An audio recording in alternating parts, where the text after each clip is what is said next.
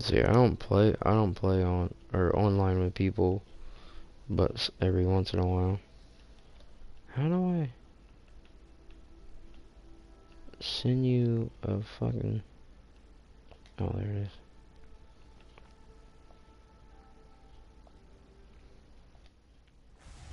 Fires the three.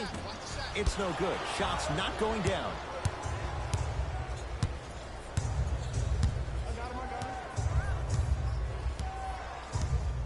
To right.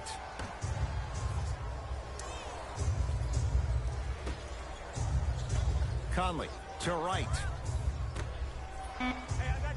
5 on the shot clock for Memphis. Has a chance. Shoot the fucking ball. Conley shot off the mark. I love when I see a good contest. Shoot the ball. Crowding the player's landing space, which naturally makes him worrisome about turning an ankle on that landing. Dude, why the fuck is Mike coming? You go to that motherfucker. Oh, nice find for the basket. Well, when you play for each other and not just for yourself, that's when great things happen. You essentially lose yourself in what the team is trying to accomplish. It's called unselfish basketball. And there's nothing more beautiful than rewarding your teammate with a nice pass and letting them finish for 2 or 3 points. Play is stopped. Timeout for Brooklyn as they'll talk things over. Trying to shut me down. I did last game too. Coach is going to shift gears and adjust his matchups.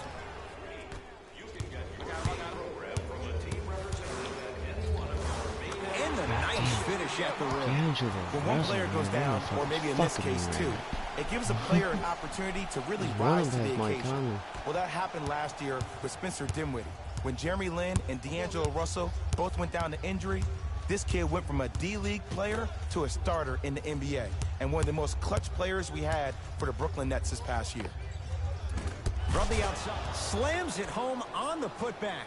If you know anything, it comes down to who wants it more. And right now, the offense is just hungrier.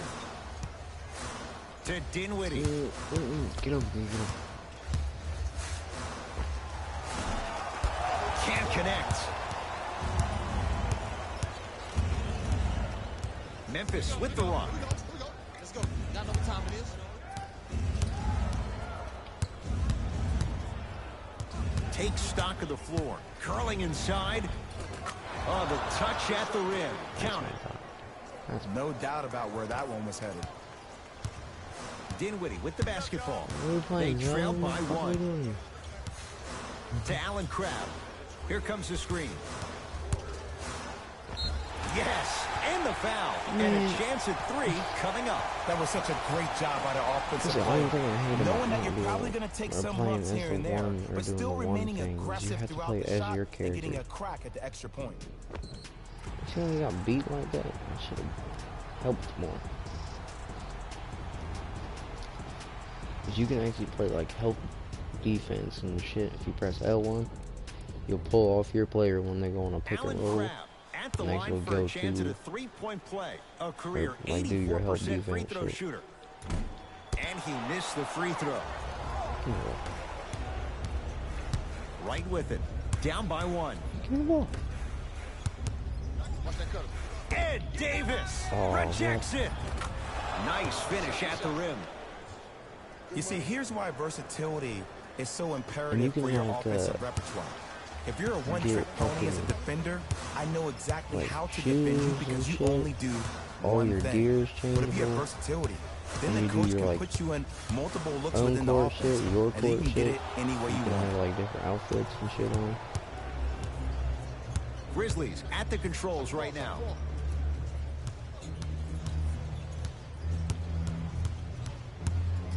Beyond the arc for 3.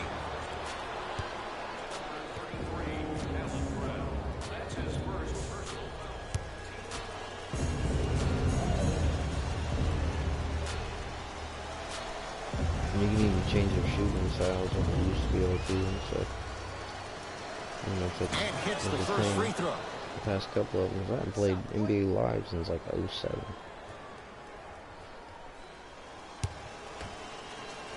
I used to be 3-point king in 07, man. I can shoot threes all day.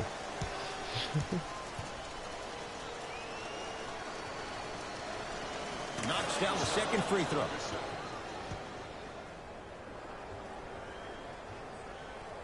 You like your fool, fucker?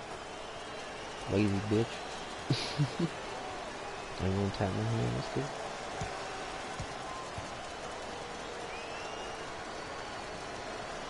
Takes advantage of the foul. 3 for 3 at the line.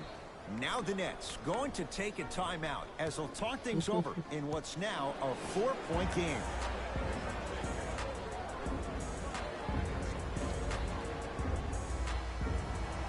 Yeah, I don't know if you can go back and look at my other one, my court shit. You can like to Allen Crabbe. Make your own court and shit like that. It's pretty tight.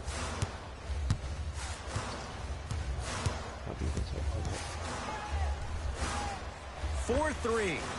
Not that time. He missed it. Conley into the front court. Under a minute to go before halftime. Tamari Carroll sends it away. This motherfucker's gonna keep swatting my ass. I don't know how to do all that pump faking bullshit though.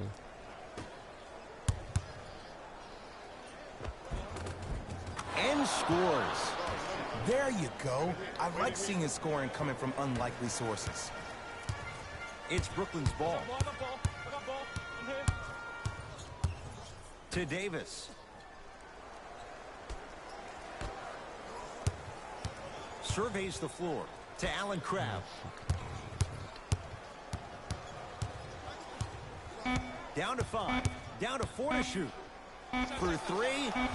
And he can't get it to go down. It's no good. And there's always so much talk about defense. How about offensively? If you continue to attack that shooter, now you're making him work on the defensive end. That makes him take his legs away on the offensive end. No. Lets it fly from beyond the arc. Off the mark. No good. Don't touch it. Missed a wide open look. Time expires to end the first half. The Grizzlies have the lead.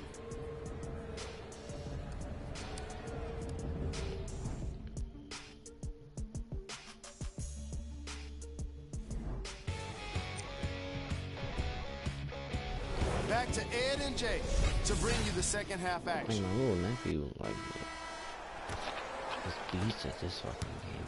Or 2K19. Grizzlies own the basketball. He's like 11, but I can't beat him. Conley. Probing the defense. Oh, had him going there for a second. To Jaren Jackson.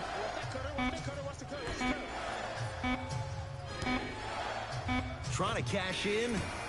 Now a shot by Bradley, no good. When I hear these excuses after games, when coaches are at podium saying, it's hard for us to find our energy back, we couldn't find our aggression back, I wonder whose fault that is, Coach. Screen coming.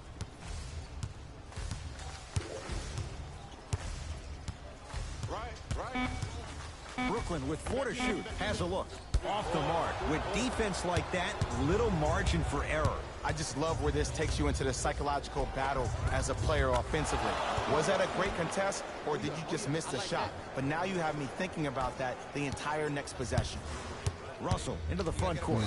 His club staring up at an 8-point deficit. Oh, Slam dunk for Hollis Jefferson. Jay, let's see if that's a sign for him. Well, he's been pretty much non-existent the first 3 quarters, but when you have a play like that, that can get the juices going, and that can help you with your offensive rhythm. To Conley.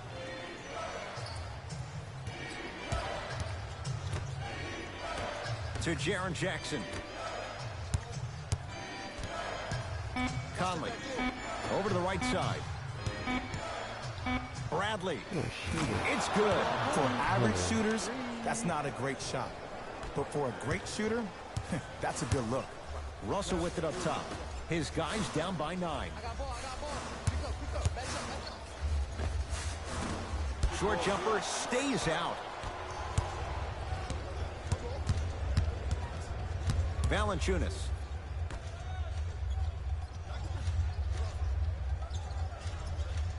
Here comes the screen. To Valanciunas. Yes, and a foul. He'll have a chance at a 3-point play. People become so fixated on the hands or the arms or the strengths of the arms. I look at the legs. The strength of his legs help him power through that play. That's how you get and ones. The Valanciunas trying to cash in on a three-point play. For his career, 78% at the line. Yeah, that's pretty good for a fucking... The free throw is good. Finishing off the three-point play. The lead grows to 12. Russell into the front court. Looking to make something happen. Knocked loose. That's a turnover. It goes the other way. And that one is out. Well, opposing coach is going to counter. Make some changes of his own.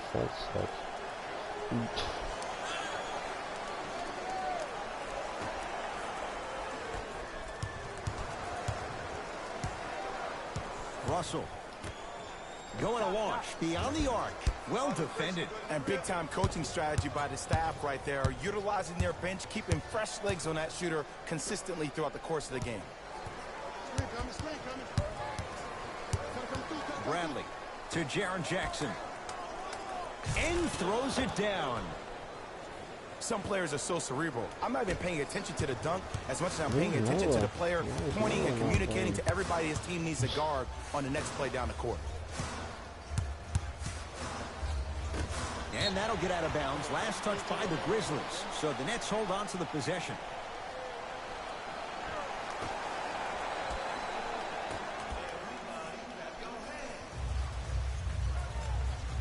Russell. The Nets now with 4 to shoot. Shot by Russell off the mark.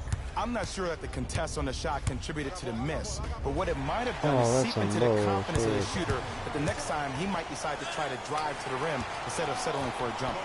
Yes, D'Angelo Russell, tough shooting. Only 2 for 6 after that make. And that is the sign of an unselfish team. When everybody in transition thinks they have a chance to get the ball because you have a willing passer, somebody willing to make other players on his team look great, that's only going to force your players to play that much harder on offense and give you more energy on the defensive end. To the rim, lays it up and in. Hey, one of the things I hear all the great teams say in the huddle, they say 1, 2, 3, no mercy. Now it's time for you to go even harder on the defensive end. Bradley. Finishing inside the paint on that one. Showing you why he belongs here in this league with the best of the best. Efficient scoring out of Play is stopped. Timeout for Brooklyn as their coaching staff wants to talk things over. Here in the third quarter, both coaches hitting the reset button. Fresh legs coming onto the floor. We know what's coming. Go get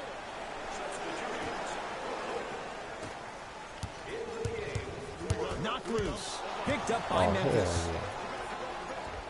Mike Conley, he's 3 for 7. And if you're on defense on that last possession, no need to look over to the coach's bench, hold up your arms, wonder what did you do. Everybody got back, everybody communicated, everybody pointed. It was just better offense than there was defense. How's that dude not gonna shoot? That's funny. Old school, backs his man down for the basket. Old school equals high percentage. It's Grizzlies ball.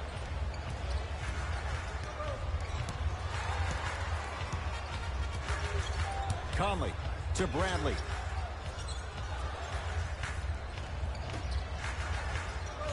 Oh, he had him there for a second. Yes, and the foul. And a chance at 3 coming up. The defender was actually in a good position there. They even made a decent play on the ball. But sometimes those bounces go the other way. Still, stay aggressive out there.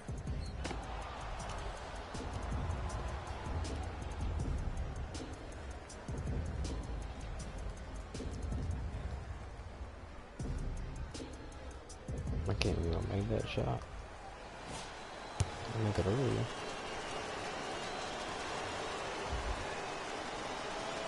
I don't know, 19 points?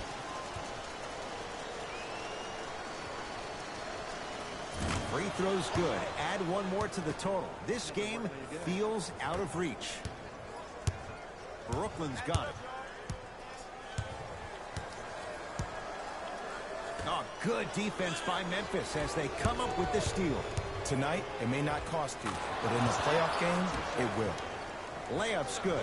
Those are the types of shots you always strive for. You know, it reminds me of a story a legendary coach once told me. He said, if you ever get in a fight, you're not going to hit somebody with an open hand, correct? You'll probably break a finger.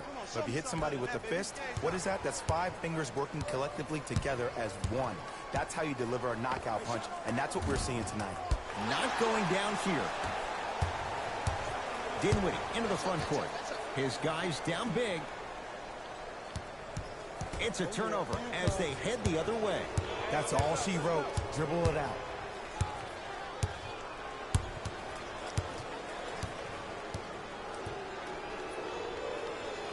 From long range. He was all over him. To Dinwiddie.